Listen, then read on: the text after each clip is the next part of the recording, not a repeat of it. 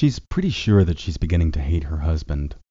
It's not the fact that he's gotten fat or that he's balding, but the fact that he jump scares her.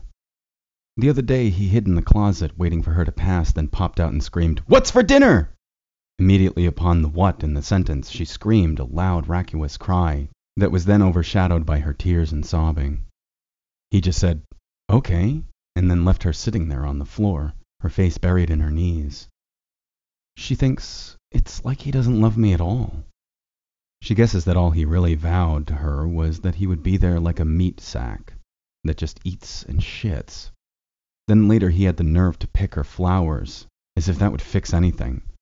She fumbles with her wedding ring, which she only took off to do the dishes. Her hands swelled, often as a result of the salty food that he cooked. But as of yet, she hadn't gained the courage to tell him that she hated him, and his food, and his jokes. Maybe.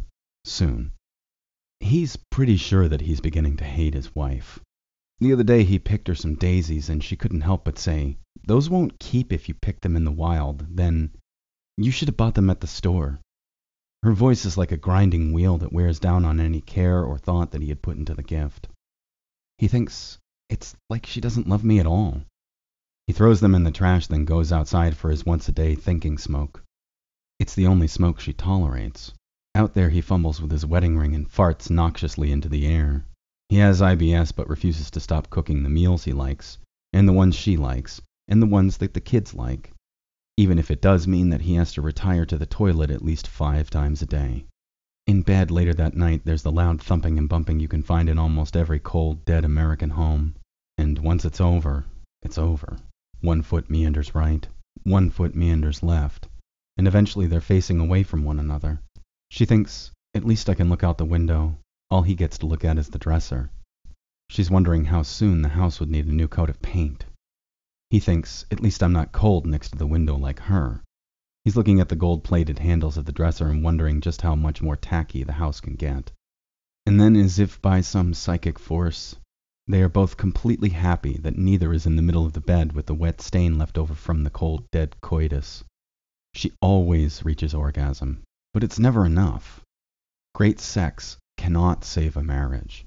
25 years married to him, and he still thinks it's funny to take a cold glass of water and dump it on her when she's in the shower.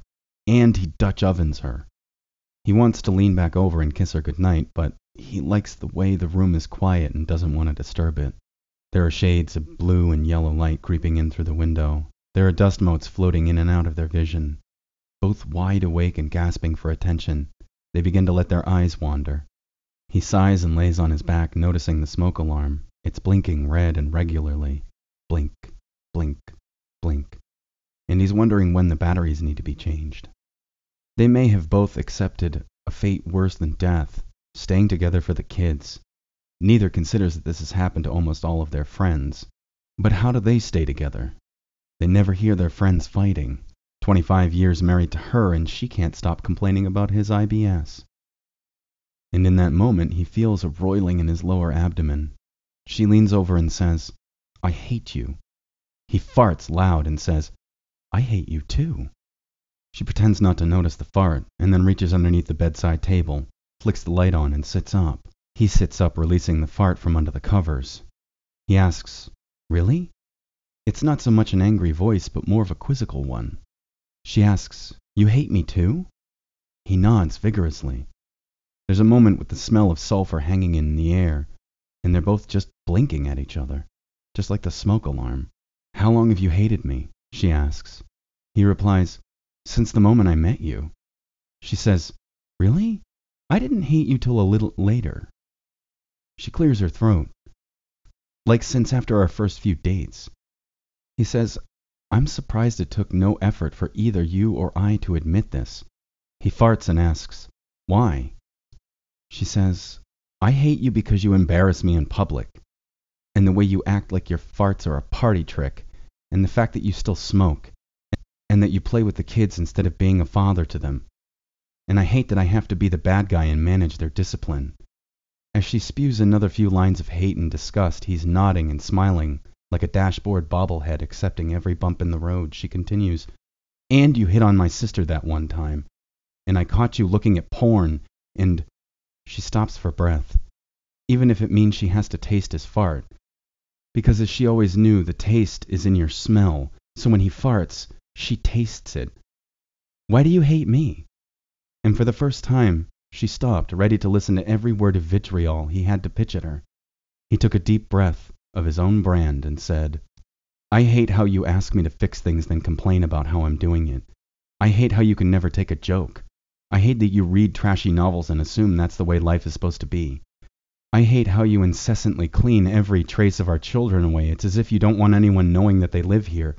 And I never wanted to be a house dad. She says, I never wanted to be a career woman. He says, I never gave a shit about your career. She says, I hate how you work out so much.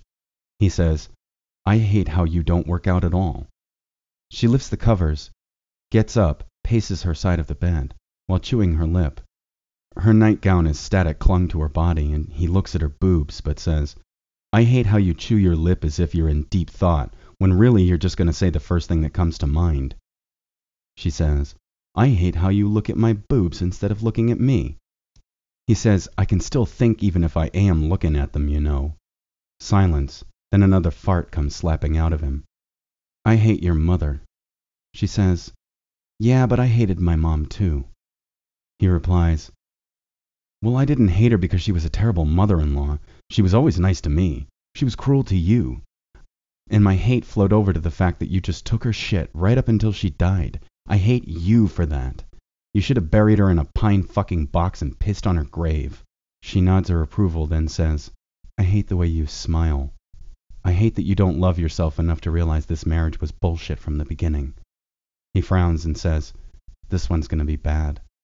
He cuts one, a really loud one, and fucking smelly. Can you get the thingy? He means the fan. She floats to the closet and pulls out a box fan, then sits it in the window, on low, blowing out. So what do you want to do? So what do you want to do? The words hung in the air along with the smell of shit and vitriol. I don't know. What do you want to do? They both looked at each other for a long moment, and then in unison they both said, figure it out tomorrow? They shut the lights off and slept in a bed full of farts.